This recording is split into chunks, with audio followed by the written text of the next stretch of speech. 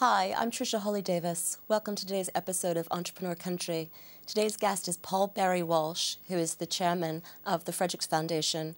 The Fredericks Foundation helps disadvantaged people rise out of poverty by helping them to start their own business. And Paul's going to take us through today what types of businesses he's been able to help these people start. And Paul, welcome. Thank you, Tricia. Of course, you began your career in the corporate world and the big corporate world, IBM, back in 1985, right? That was your... That's absolutely right, and I loved it. I mean, IBM was a very impressive place to learn. They overtrained you for your job, and it was great camaraderie, and I should have left far earlier than I did, but it was just overpaid and great fun. Yeah, and presumably your experience at IBM helped you to think of your ideas for your businesses. So.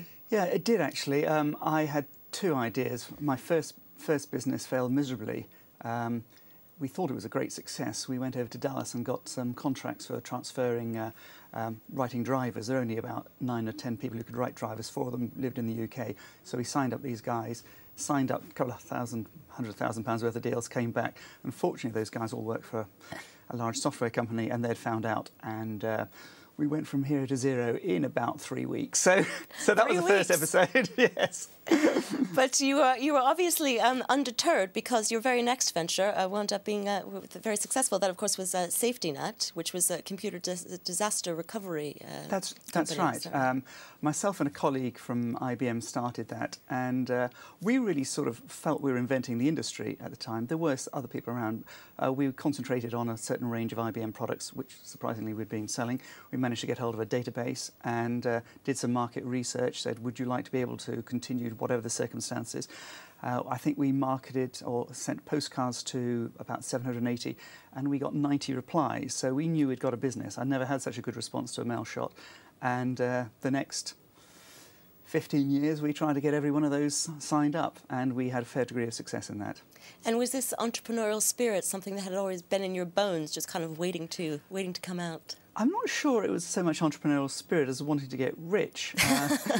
I had this idea at the back of my mind that had to be able to afford to send my kids to private school. Everyone was talking about yuppies, and yet I could foresee, even though being quite well paid, not being able to afford to send kids to public schools because they're so expensive.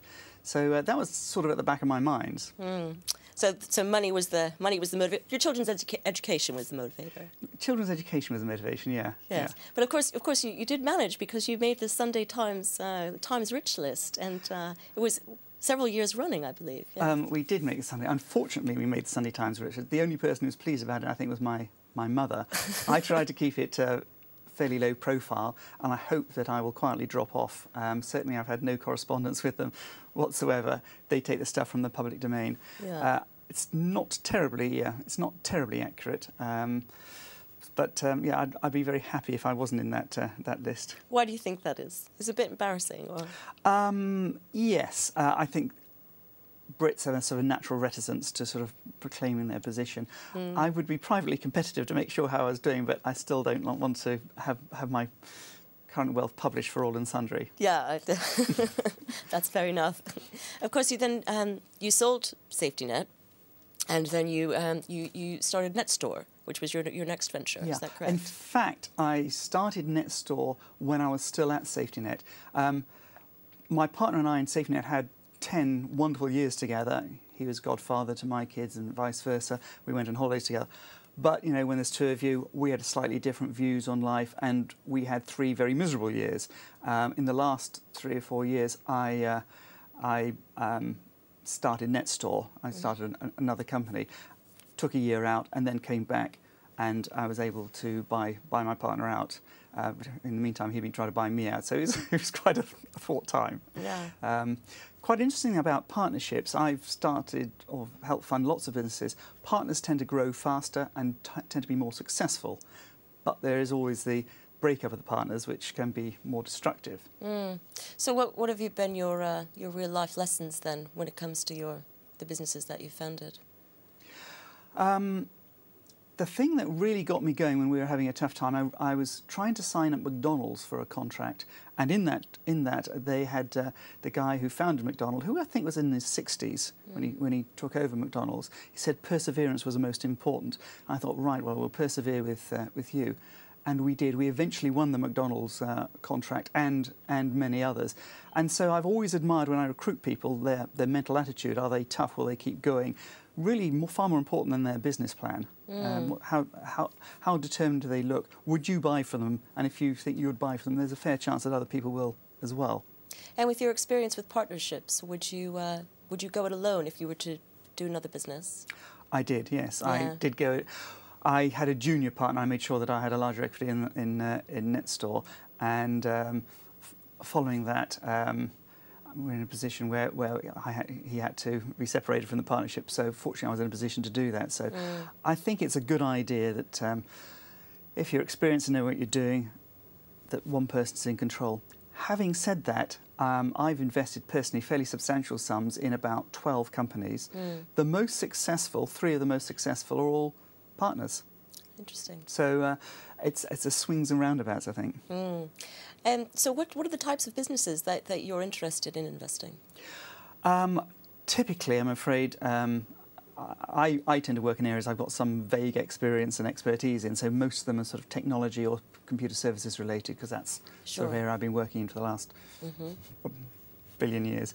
And what's kind of the next hot thing on the technology or computer services front?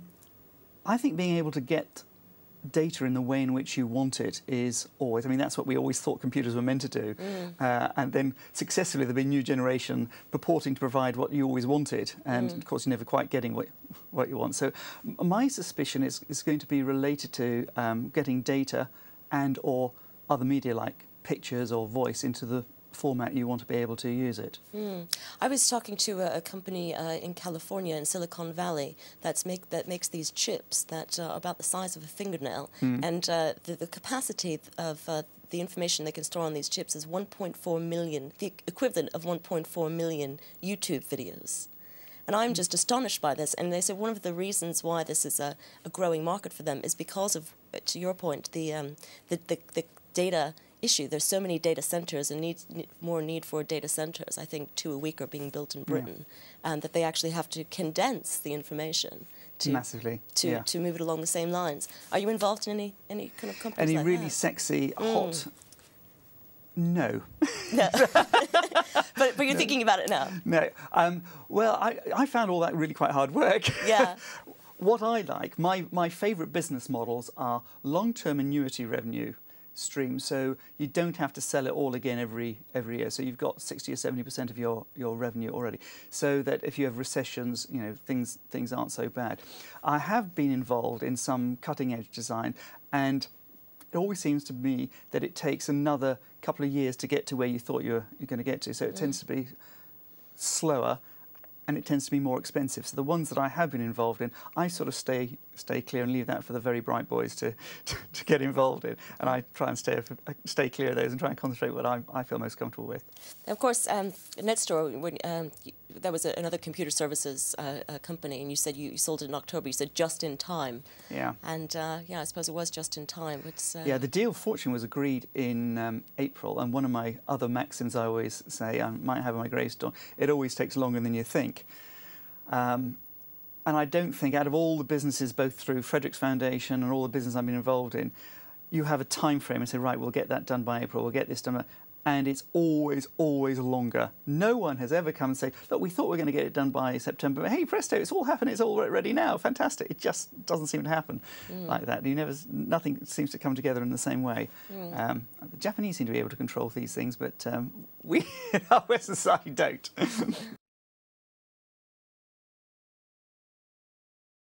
Well, let's talk a bit about Frederick's Foundation, because that's fascinating.